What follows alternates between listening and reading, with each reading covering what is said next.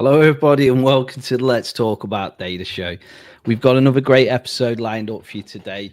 We're going to be talking about modern gaming personalization. And I've got my two excellent colleagues with me here today who are superb, and they're going to really walk us through kind of it's kind of a blog what they've created, and it's a pattern for building modern personalization with gaming. So I'll let them introduce themselves. So we'll start with Sid.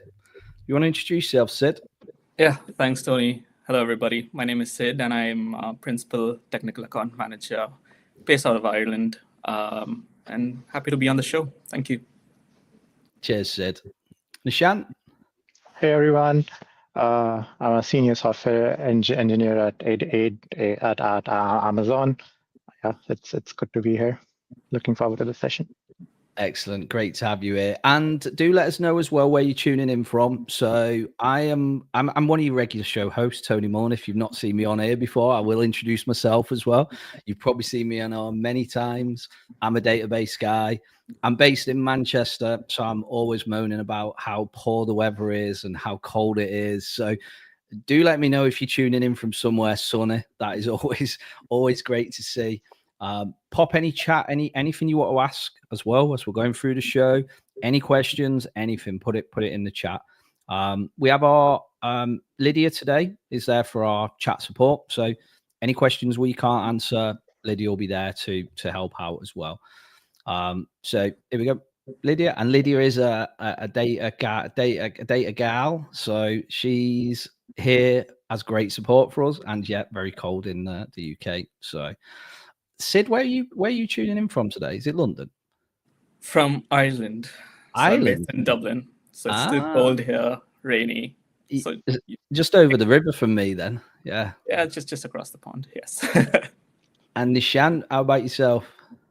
I'm tuning in from Berlin. I'm actually from Seattle, but yeah, I'm in Berlin for a few days. Oh, so you used to cloud and coldy from Seattle. Exactly, yes. Excellent. So we ain't got long today, so I'm going to dive right into the topic because we've got some great demos lined up, and I want to try and make sure we get through all of the content we've got here. So I think we'll get started by, I guess, getting the pattern up. I think will be interesting. So if we have a look at actually what you've built from a platform perspective, and we'll take a look at the design, and then we'll work backwards from that on how you went about building that. So let me just share your screen, Sid, and you can talk through that. Mm-hmm.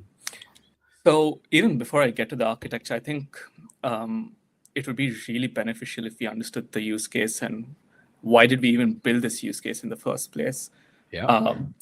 So this was a couple of months ago. I was having a chat with one of our largest customers in EMEA, and they were like, yeah, so Sid, we are trying to build this whole personalization pipelines. We have multiple teams who want to do large-scale analytics. How do we go about it? This is the current architecture that we have. And as I was reviewing the architecture, I realized that there was a slight gap, which we could actually cover through this brand new shiny thing that we had launched just a couple of days ago prior to the meeting called as Amazon S3 Vectors. And I had just pitched it out there saying, hey, there's this thing that we've launched. I think you should give it a try, but let me see if I can spin up something for you. And that's how this all started. So this was essentially building out a personalization engine. So if you go to your e-commerce platform, or if you go to any of your OTT platforms, it says, hey, Tony, because you've watched show X, here are show Y, Z, and A, B, and C as well, right? Yeah. That's a similar thing that happens across multiple businesses and platforms, and that's exactly what we've tried to solve over here. Yeah. So with this whole architecture, you can see that we have kind of built it as a POC as art of possible, where we are ingesting a lot of data through this thing called as the data generator. And with the data generator, it can spin up 100,000, a million records based on whatever you can input over there. All of that is put into S3, which is our object storage service. And we are landing all that data in Parquet format.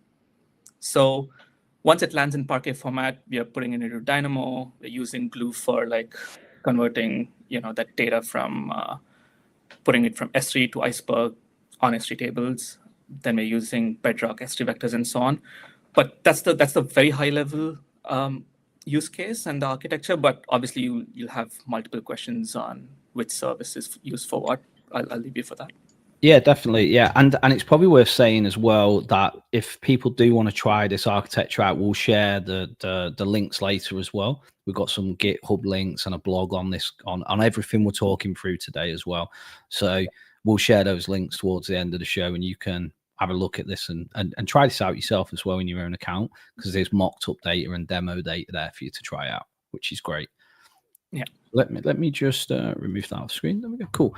So I guess the key one for me is, why did you use DynamoDB and S3 then as the core components for this?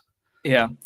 So with a lot of customers who I work with, these customers understand the importance of data a lot. And we are talking about these customers who have petabytes of data within their platforms.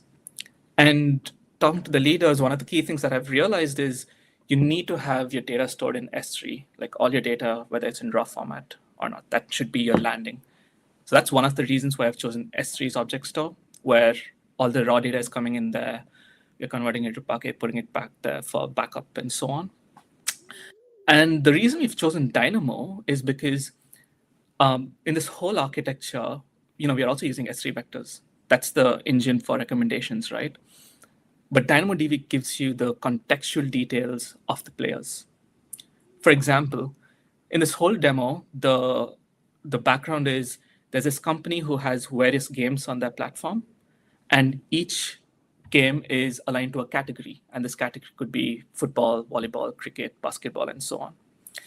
So Tony, you as a player, if you're on the platform, DynamoDB stores all your gaming sessions. So it says Tony has played football on Wednesday of that date. Mm-hmm. You've played cricket, and within cricket, you've played, I don't know, say game A, B, or C multiple times. So it tracks your behavior over there. And once your query comes in, it goes, looks at Dynamo. It only pulls out your details. And it doesn't pull out anybody else's details. So your contextual information is pulled from Dynamo and then passed it on to Bedrock, and then it's querying S3 vectors from there on. That's how it gives you your personalization, just focus for yourself. Yeah, because you feed in me in as a context, and this is the context of what you're looking to search. Okay, that's cool, and we'll see more of this as well when we get to the demo part as well, which is awesome. So, yeah. What would you say some of the common challenges you had? What were the main challenges you had with building this solution? If you think about starting with it. Yeah. So the first thing is, remember, at the start of the session, I did mention to you that the main features with this whole architecture is S3 vectors and S3 tables. Mm-hmm. So we at AWS have been embracing generative AI so much that I was like, you know what, let's use Hero to build a little bit of stuff on S3 vectors and S3 tables. And at that point of time, Hero didn't have the context for vectors or S3 tables. And we all understand why, because it was just recently launched. Yeah. So we had to kind of understand, okay, how do we get the APIs for vectors and S3 tables and then plug it into this architecture in some shape or form? That was slightly challenging because all of us are learning how to build through generative AI. But that was one of the roadblocks that we had for a bit, but all good after that. Yeah. And we got Eerie Edits here saying Kirio is really fun. Amazing. Yeah, I, you know what? It's still on my list of things to try out. I'll be honest. But it looks. I've read a lot of the documentation, seen lots of videos on it, and it's there as my day of learning to go and use it for sure. I use QDeveloper command line a lot. That's just amazing. It's changed how we work. I think probably most techie people now are using some AI of some sort, some generative AI of some sort for sure. Yeah, all of them are plugging in MCP servers, QCLI, and then just playing around with it. It's really interesting, isn't it, what the future is going to be. And I don't think any of us really know, so you can have a rough idea what it's going to look like. But yeah, exactly. It's really interesting. Tech's been so exciting. I mean, I started tech 25 years ago, and it was really slow. And then the pace has just got quicker over the last 10 years. And then the last 5 years has just been like, wow, it's so quick, and how everything changes. It's if you like tech, it's an awesome time to be doing tech. So it really is. True. Cool. So one thing I'd like to ask you actually, so why vectors are not a traditional database then?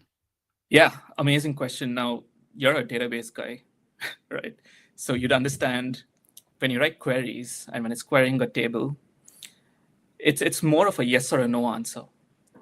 So if a query satisfies something that's within a table, it's just going to say, here's the output. For instance, which game has Tony played? Like if I want to convert that to a SQL, you'd be like, select whatever table and the games where Tony, and then it would just give you the games that you've played, right? But if I choose, let's assume Nishant from that query, it wouldn't give me anything because Nishant hasn't played any game. But you and Nishant are very similar to each other in terms of your likes, in terms of your preferences, and so on. So this is where vector comes into picture.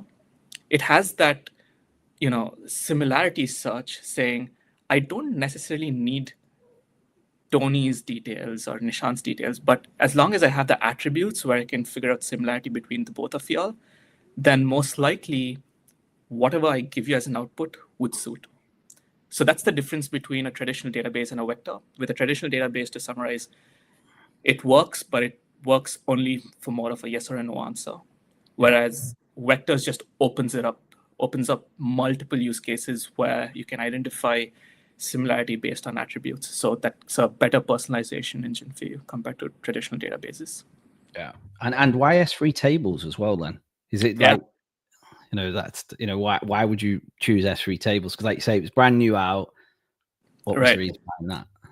Yeah, I'm going to give you a sneak peek of it, and then I'll allow Nishant to talk way more because he's one of the guys who's built S3 tables himself. For me, S3 tables was more around what's happening in the industry today. Like S3 tables was one of, cloud's first object store, Iceberg, data lake tables, right? And a lot of our customers are also trying to figure out, okay, if we need to move to data lake sort of architecture, what should we consider? We have Delta, we have Hoodie, we have Iceberg as well. And we've seen a lot of customers trying to adopt Iceberg in their most critical applications. So that's where I was like, okay, if this is where the industry is heading right now, and if this is what we've built in terms of a high performance scalable service, which is obviously on S3, why can't we plug this in and then build services on top of it, which we'll get to in later of the session. That's one of the bigger reasons why S3 tables was chosen. But Nishant, you can add a bit more to it.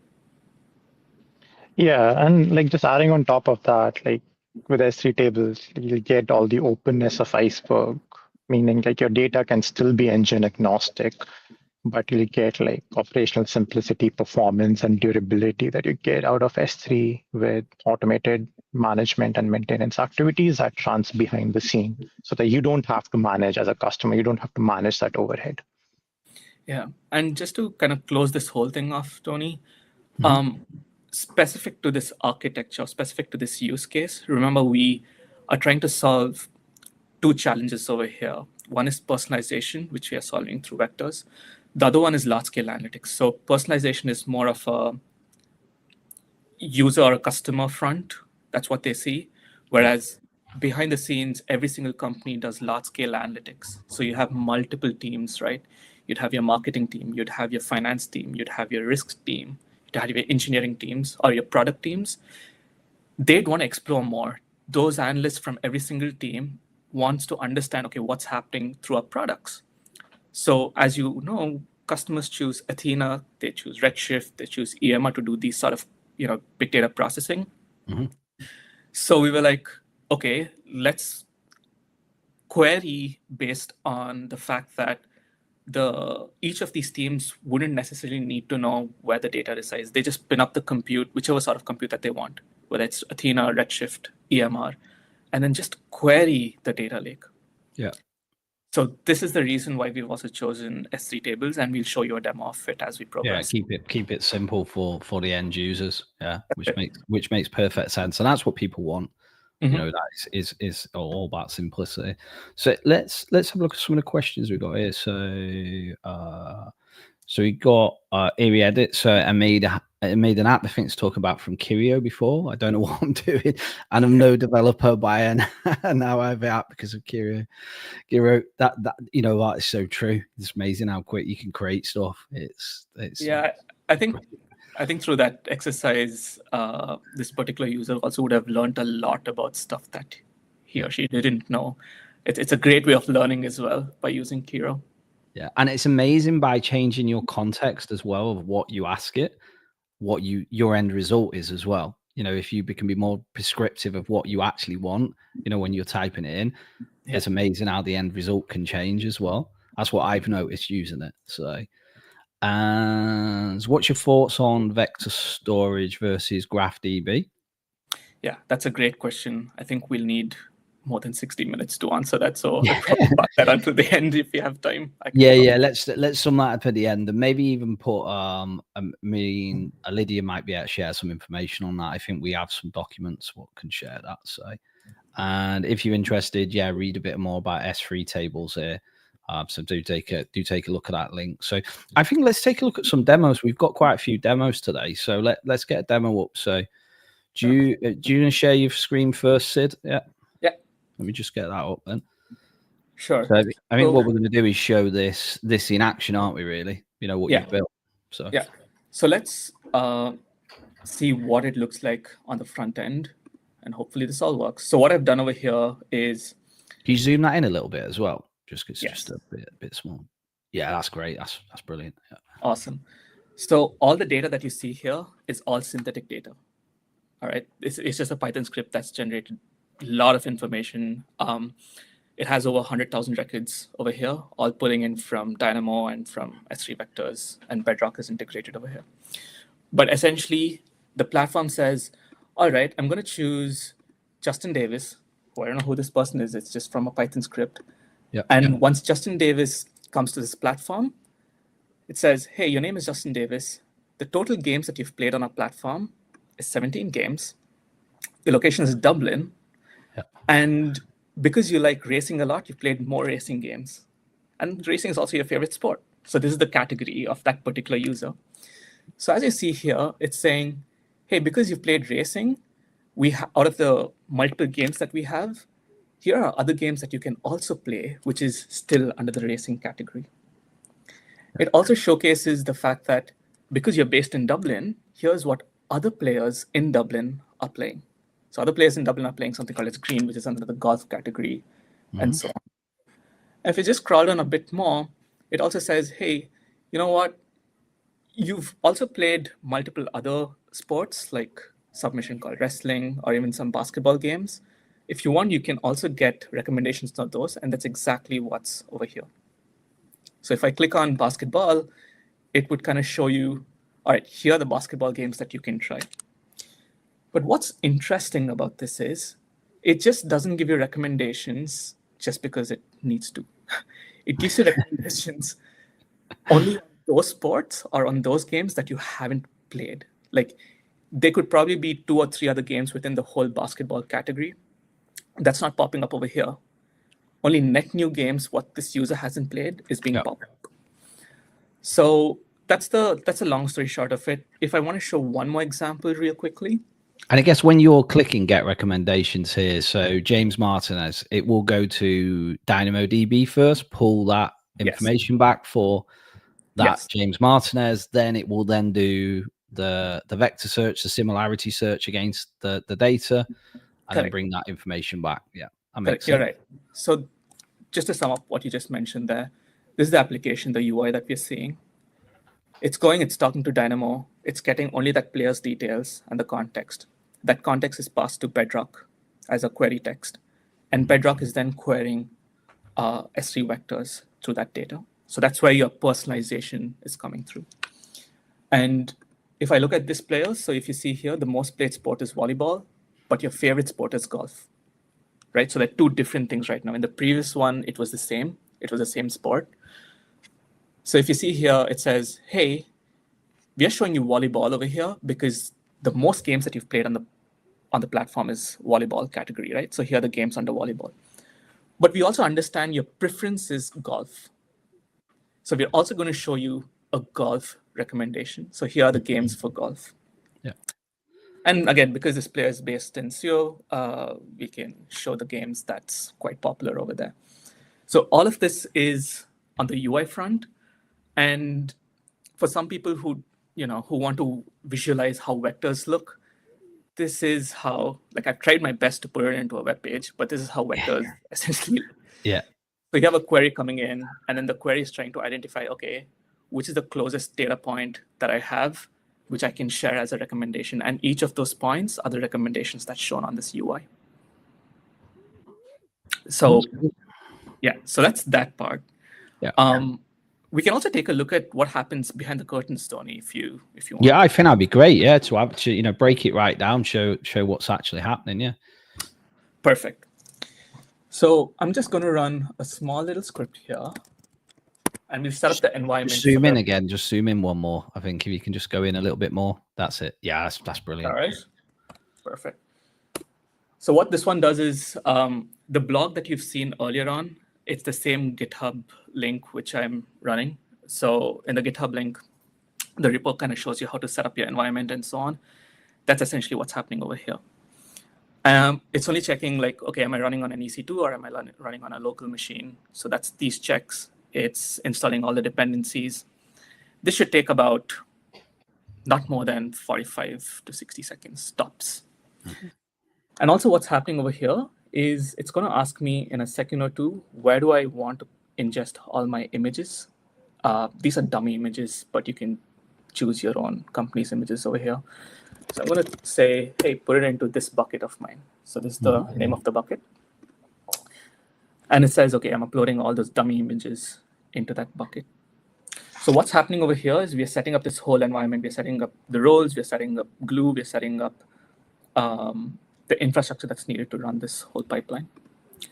So once if people do want to try this, they'll be able to try it from the code we'll share, and they'll be able to run this themselves, won't they? Yeah.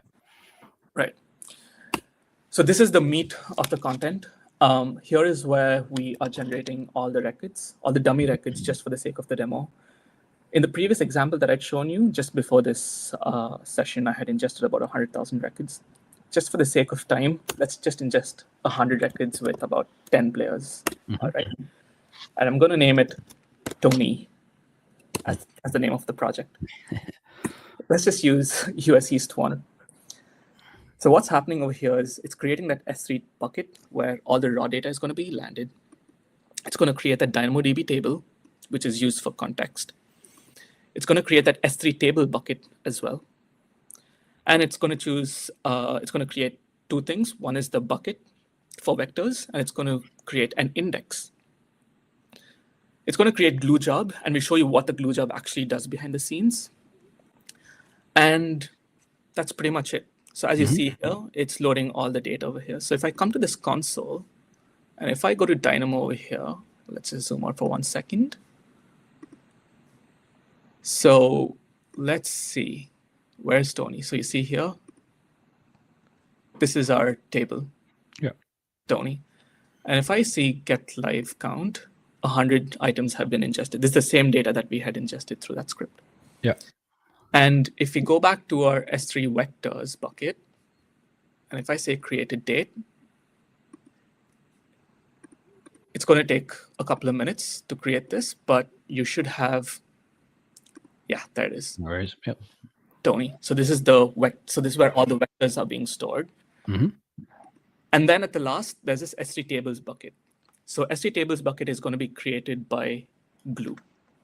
So this is how the glue job looks like. So what this glue job is doing essentially is, sorry, let me just bring up the script here. So it's looking at that raw data that we've ingested with 100 records in it. It's pulling that, and it's saying, hey, use S3 tables, and then put all of that into an iceberg format. So the glue job is essentially saying, I'm going to pick up the data from this landing bucket, and then I'm going to put it into S3 tables in an iceberg format. And then I'm going to check if my S3 table S3 tables namespace exists or not. If not, then I'm going to create it. So this is what it's doing. And here's the SQL for creating S3 buckets. So all of this is happening on Glue. So if you just zoom out a little bit, we've kind of covered all of these architectures where S3, Glue, S3 tables, Dynamo, Bedrock, and S3 vectors. What's the, when you're running your Glue job, what's the original data stored in? Is it just in like a Parquet format or CSV? Yeah, that's a great question. So it's all being stored in a Parquet format. And that's the reason why, like with Parquet format, it's easy for the Glue jobs performance. And that's what we've kind of noticed in the past as well. So, and it's quite a common format, isn't it? Parquet. It's It is. And that same Parquet format is being ingested into DynamoDB as well. Yep. So the same data is being accessed through that contextual service on that architecture. Okay. So as this demo is running, and what's happening over here at this point of time is we are choosing one of the S3 buckets, which is this one, to ingest all our records. Now, here's a limitation which Nishant can talk a little bit more on. At this point of time, I've exhausted the number of buckets that I can have in my account, which is why I'm like, hey, go and choose an existing bucket and create a namespace within that bucket. Yeah. And what's happening over here is it's running that Glue pipeline. So if we come back to this screen here and go to Glue, and if you go to our Glue ETL jobs, and if I click on this one, let's just reload this for 1 second. There we go. So you see here, Tony, this is a Glue job. Yep. And we see it running. So in the next few seconds, this should be complete. There you go, succeeded. So what's happened right now is it's taken that data, put it into S3 tables. It's all ingested, and it's ready for querying. And soon after that's done, this is what the pipeline looks like. So remember on the UI, we chose the player from the dropdown. Yep. So that's what I'm going to do on the CLI. I'm just going to say game recommendations out of the 150 users that we had chosen on the UI. On this CLI demo, we just put in 10 users, right? But we can put in whatever number that we want. Yeah. You can go and stick a load in. Yeah. Yeah. But for now, let's just choose. I know you pick, Tony. Who's Let's go for Nancy. Nancy Brown. Nancy Brown. All right, number 7. So what's happening over here is exactly what we spoke about before. It's going to talk to Dynamo. Then Bedrock is going to convert the query text, query S3 vectors, and come back. That's exactly what's happened over here. So if you see here, attribute, value, details. Attribute name is Nancy, based in Sydney. Most played sport is hockey, favorite sport is hockey. And here are the recommendations. So remember, our platform has like about 7 hockey games. And maybe this person has played like 4 of those hockey games, but hasn't played these 3 hockey games at all, which is why it's recommending only these 3 hockey games. Yeah, that makes sense. So this is essentially what's happening in the background. Yeah. Cool. And I'm glad that the demo worked live. And it was live as well. And you built it from scratch. That's amazing. It shows how quick you can build it, though, if people want to try it. And then what I always like to see as well is how it works, So then go and have a look at your entries inside of Dynamo. Go and have a look at what's inside of. I presume you can see the vectors in an S3 table. I've not done anything with S3 table before, so I've done vectors with Postgres. And when you then start seeing what the vector looks like, as a big mathematical equation, and then the context with it, it kind of brings it to life a little bit. When you start seeing it working. Exactly, and again with vectors, all you see is like just numbers over there within like an array, right? But this is exactly what's happening under the hood. Yeah, computers work better with numbers, don't they? When it comes to similarity searches. Yeah, so exactly. So with this, I think I've kind of shown you. If I just have to summarize this again, we've kind of seen how the data is generated. We've seen how it lands on S3 and how it's visible on Dynamo. And I think, let me just show you this. I think it'll be nice for people to understand what sort of data we have. So you see here, it's a name. It has a date, address, amount lost, amount won, deposit amount. So one of the key things that you have noticed over here is the schema is completely different from the output that we got. Mm-hmm. So what we're doing in this whole exercise is we don't need to know somebody's phone number. We don't need to know somebody's address. We don't need to know what rating they have on the platform or what rating they've given a particular game, right? It's all deleted from your recommendations. So we're only recommending what you played and what game you like. So it's only 2 or 3 columns. Those are the only attributes that's ingested as a vector, and none of these have been ingested. So if you want to open up more use cases, you can start converting these attributes and ingesting those into vectors. Yeah, you can do more. Cases. Yeah. Yeah, you got the flexibility. So when you have a look at S3 tables, then what do you see in? So if you go and have a look at the S3 table and show maybe some of that data in the S3 table, that'd be interesting to see. Yeah, like this is Unified Studio, but I think Nishant would be a better person to talk about S3 tables because he's built it himself. Yeah, no, that makes sense. Yeah, let's get Nishant. Yeah, talking about it. Yeah, absolutely. But like before we show you the actual data, I do want to take a minute to just talk about Iceberg and S3 tables overall, and set the stage for everyone. I know we touched upon it at the starting of this session, but I want to go into a little bit more detail. Yeah, that'd be great.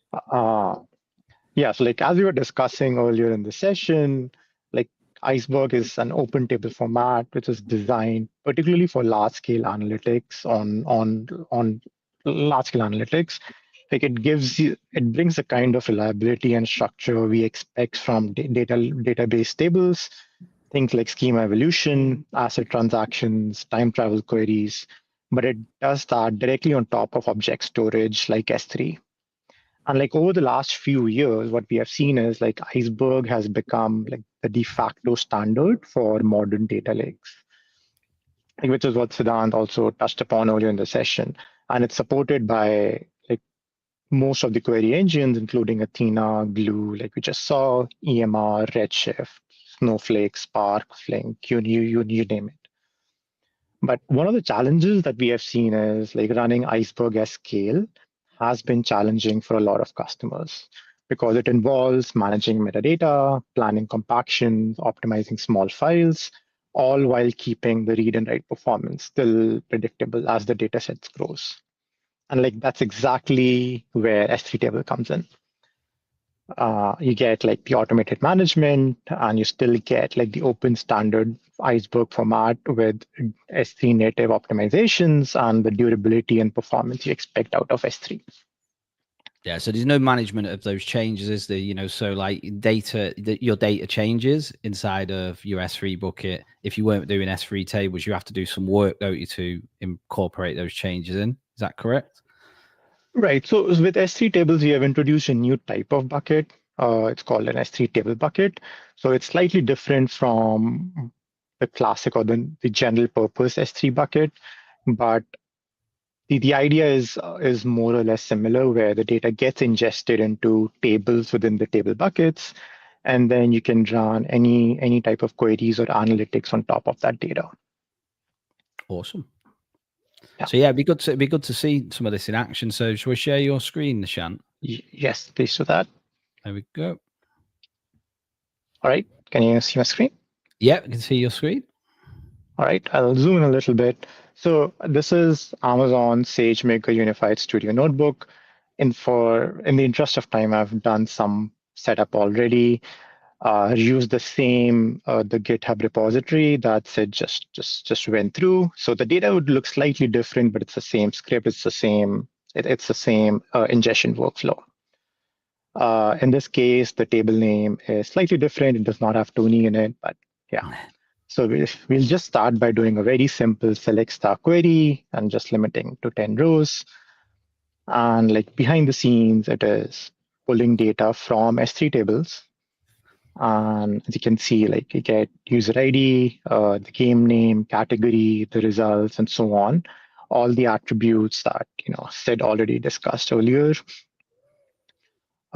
including like the amount deposited, won and lost, and so on.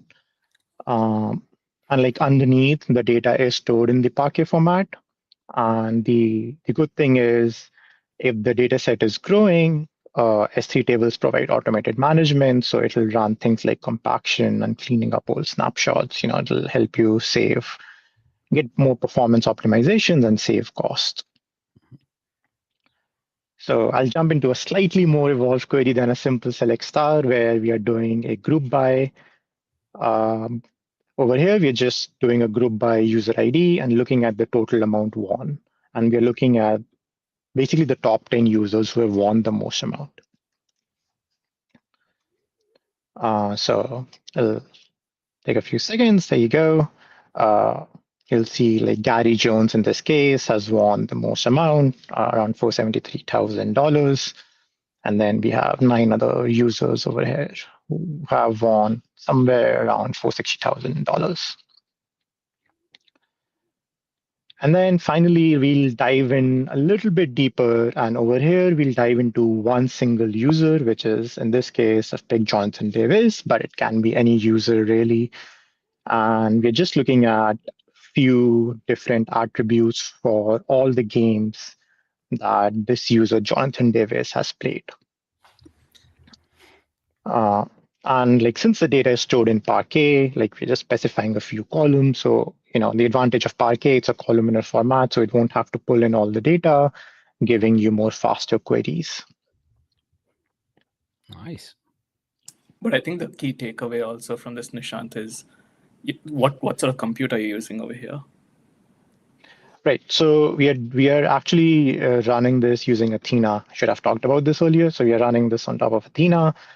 And with S3 tables and Athena, you can select the table bucket and the database, which basically becomes a namespace. And on Athena, you can just run these queries, which will read and retrieve data from S3 tables. Yeah, and it's only using the compute while it runs as well, isn't it? You don't have any compute in the Exactly. background. It's kind of a serverless offering. Exactly. Yeah. Yep. I've got a couple of questions here, actually. I'm going to circle back Yep. a little bit, just because I want to get some Yep. of these questions up. So Yep. let me just quickly just remove this off screen quickly. Is there any prereqs set up for S3 vectors? So, for example, structuring the data in such a way for performance, etc.? Yeah, that's a great question. So in this demo that we've done, or in this architecture, the way that we've generated those vectors is through Bedrock. So Bedrock has a model called as Titan embeddings. And we've just pushed the data over there. I think it was in Parquet format or CSV. And Bedrock does the whole thing by itself automatically because it's using a embedding model specifically to convert that data into vectors. So I haven't done anything else myself. And this is where I think this whole concept of, generative AI and the powerfulness of Bedrock comes into picture. Nice one. And I've got one more here as well. So I know that I can have iceberg format in a normal S3 bucket. Can I switch easily to S3 tables? One for you, Nishant. Yeah, so you can definitely switch, and we're looking for ways to make it easier for you to do that switch. You can leverage Glue to move the data. Like right now, you'll have to move the data from general purpose S3 to S3 tables, but like it's a one-time switch. And after that, once you make the switch, you get all the benefits out of S3 tables that we just discussed. Yeah, awesome. Thanks. Let's get your screen back up again, Nishant, so we can carry on with seeing some of this in action. Yeah, absolutely. So over here, we just looked at how we can analyze some of this data. Now, very often, some of the use cases involves not just analysis, but building dashboards and visualizing this data. And that is where something like QuickSight really shines. And in this demo, I wanted to show you how easy it is to build like interactive dashboards based on your data in S3 tables. And like the graphs and the dashboards you build can be built using like natural language. So you don't need to go very deep into into how your data is built and structured. So over here, I've already done the initial ingestion into QuickSight, and I've loaded the analysis page. So I'll just directly jump into the build section. So over here, you'll see I'll just type in some natural language prompts. Over here, I'll say, let's say, top 10 players with most deposits, and just click on build. So just through a simple natural language prompt, you'll see within a few seconds, it will load an interactive graph. So we'll just add it to our dashboard. And you'll see like it loaded based on the natural prompt. It created a graph with like the top 10 users with the most amount deposited. So the good thing is I don't need to be aware of what exactly my data is. I might not have the necessary technical expertise, but I will still be able to build this dashboard using interactive natural languages. I do want to show a couple of more examples. So let's look into maybe a slightly different use case where, say, we go into the top 10 user ID who have won the most in category volleyball. So like this is where we are diving a little bit deeper into this data where we are saying it's not just across all the categories or across the games. Now my interest may just be in volleyball. So I want to look at, look into the volleyball data. So you can see here, let me just close this. You can see all the user IDs who have won like the most amount in the category volleyball. And then like finally, one other example I like to show is top 5 games where rating is 5. Which is very, Again, like very quick for you to get insights into your data, isn't it? Yeah, exactly. Yeah, so, but I think this is exactly what I was saying. We have all of the stuff Nishant is showing right now is what customers' internal teams actually does, like their finance teams or their product teams or their analysts. And usually they spend like at least 10 minutes or so or lesser time in writing SQL for exactly what he's showing. But now with natural language, you can get the same sort of outputs, querying large scale data, which is on S3 tables. So productivity is just going up through this mechanism. Yeah, it opens it up to people who potentially can't even, don't know how to write a SQL statement. You don't really need to here because you don't even really need to know how to design a dashboard on QuickSight. You've got that natural language where you can just, prompt it and ask it that question, which I think is pretty awesome, isn't it? Yeah. And then, but you've still got the, if you do want to run queries, it doesn't need to be in a dashboard. You just want a query to run. You got that capability through Athena, like what you were showing. So yeah, really neat. I've got a question here as well. Let me just bring this this question up. Give me 2 secs. Move out. So it's back to vectors board as well. Can you elaborate on AWS Bedrock and SageMaker from an architecture perspective? What model is used, if any? So I think you touched on your model before, didn't you? Yeah. So with SageMaker, I think you could have embeddings model on SageMaker itself. I'm not too sure on the model catalog of what's there, but with Amazon Bedrock, all of these sort of models are pre-built. Like it's pre-baked. We have it on the console. You can just click it over there, and it would do the magic to yourself. Integrating this architecture with Bedrock, with what I've done, I found it a bit more easier than integrating it through SageMaker from an architecture perspective. Cool. And the model, sorry, I didn't mention the model on Bedrock. It's Titan embeddings. Titan embeddings, right? Nice one. And you mentioned that in the blog as well. It is mentioned on the blog. Yeah, cool. So that's good. So people can go and take a look at that. I think we've posted the blog as well. So that's the blog as well. If people have not seen that, it's in the links as well. So cool. I think have you got another demo you wanted to share, Sid, as well? Yeah. So we've got time. Yeah. So with what Nishant has shared, I think I can share my screen. Yeah, let me just get that up for you. There we go. Yeah. So what Nishan shared through SageMaker Unified Studio was a lot of analytics that maybe one of the teams were doing using Athena. But what about somebody who also wants to run the same sort of queries or a bit more complex queries, but using Redshift? That's also possible. So the only thing that needs to change is on SageMaker Unified Studio, if you go down to this part of the section and choose Redshift as your connection, and then choose your databases, which is your catalog for S3 tables, and choose your table here and hit on choose, you can run this query on Redshift. I just ran it while Nishant was presenting. This query was using Redshifts compute to access So that's using Redshift's compute and the data on S3 tables. Exactly. Excellent.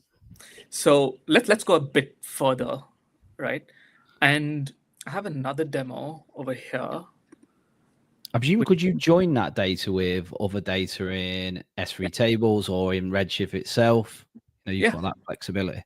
Yeah, as long as you can access this data, you can pull it out. You can do complex joins and whatnot. So that's not a problem. It's essentially exactly like what you do on Iceberg data. Yeah. Cool. So this is another demo. Like I had pre-recorded this just for the sake of time. So we've also been seeing a lot of customers trying to figure out, okay, we have multiple services under the hood. It could be Athena, it could be Redshift, it could be EMR, it could be whatnot, right? And the platform team were like, let's give these users a better experience. Like, I don't want them to be thinking about what sort of service to use and how to kind of educate themselves on that particular service. I just want to give them this UI, and it should just figure out which is the right compute to choose. So this is what's happening. Again, natural language analytics, and it's saying as part of the risk team, I want to find out which user has deposited the most amount. So what's going on behind the scenes is it's looking at that query, which is in natural language, analyzing it. It's talking to Bedrock. Bedrock's received that and it says, hey, I've converted this into an Athena format, and here's the result, but I've used Athena. So it's still querying S3 tables, but Athena. Another example is I'm a scientist this time, and I want to find out how many users are in London. Exactly the same thing. The request is sent to Bedrock agent. Agent is trying to understand what sort of a request this is, chooses the right appropriate service, and then it says, all right, I'm going to use Redshift for this particular thing because it feels a bit more complex to query the data under the hood. So this is one more way of where customers are trying to analyze data on S3 tables through agentic AI as well. And that's what's, I feel this is where the industry would also head in terms of the future of analytics. Yeah, it's going to be a much easier road with that agentic one. Are you having to give it reference for your schema then and your details of all your data? What information does it have to be able to make those decisions? Yeah, so I've used agents on Amazon Bedrock, and I've configured each of these agents through the MCP servers that we've just released a few weeks or a couple of months ago. And all that is doing is first, obviously, using MCP servers to talk to these services. But at the same time, I've put conditions saying, hey, if the user request is X, Y, or Z, then you choose this service. If you think that the use cases are slightly different and if it's slightly more complex, then you choose service B. And that's how you've kind of built this whole skeleton of instructions for that particular agent. And yeah, it just works like a charm for now. Yeah, it looks really cool. I think that is really nice. I think if you're looking at it from a user perspective or a user in a business perspective who just wants, especially when you're going into, you really need to start looking at the guardrails and permissions and all those elements to it. If you're allowed to ask those questions, it's just a much easier way of doing it, isn't it? Yeah. So this was more of like, hey, this is possible right now, and this is where I think we should start thinking about analytics. But obviously, just like you mentioned, there's way more to this. We need to understand catalogs. We need to understand security, lineage, data quality checks, way more things than the simple demo. But that's just a sneak peek of where the industry is headed, though. Yeah, I think if you can go, this is what we can do, and then that's the way to do it, isn't it? This is what you can actually do, the art of the possible, and then start going, right, how do we harden and secure this, and use the tools and the capabilities what are in the products, because they're there in bedrock, from a hardening perspective, aren't they? So, and they're there throughout all the other products you talked about today as well. So, yeah, it's really interesting. I really enjoyed looking at that. So, I mean, we've got a little bit of time. We've got a few minutes left. So let me see if we've got any questions to bring up. So, here we go. Can we please share the blog link again?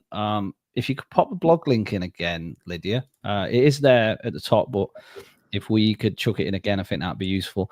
I will also be creating show notes as well from this show, and that will be shared on LinkedIn. So it'll probably be out tomorrow morning. I will put there, and it will have links for everything we've shared today, and you'll be able to catch up on the show again as well. So if there's any bits you want to go through, you can take a look at that in your own time as well. So I think one thing we can maybe touch on if you have a couple of minutes, Tony, is sure. operational excellence, in this whole architecture. As you've seen, previously we've seen teams spending lots of time in building these complex pipelines, training models, building inference architectures, building ML architectures, then there's ML ops on top of it. Then there's a lot of data engineering behind the scenes. I think with a simplified architecture like this, there are chances where you can get a similar output exactly like what you were getting in your complex ML pipelines as well. So with operational excellence coming in, we kind of also need to understand that there are very few moving parts with this architecture that we discussed today, especially when it comes to S3 tables and so on. So yeah, any feedback on S3 vectors or S3 tables, I think we'd be more than happy to take that on, because it just does all the heavy lifting for customers. So if there's anything else that's pending, we can work with the engineering teams and sort that out. Yeah. And if people are trying this out, always reach out to one of us guys through LinkedIn. We've also got our email address as well, which we'll share in the chat for the show. If you want to reach out that way, you can do that as well. I think it'd be good. We've got a question here as well.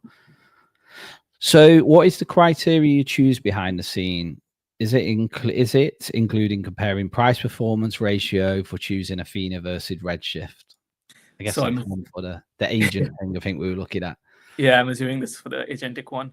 So the way that I did it was for user persona.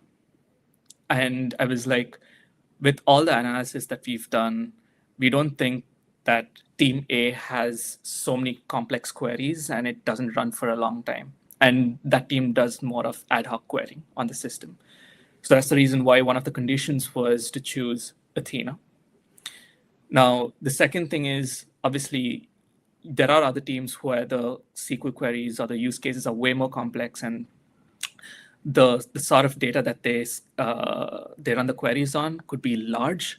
And that's where we were like, Redshift makes way more difference over there, and it makes a lot of sense. So that was another condition.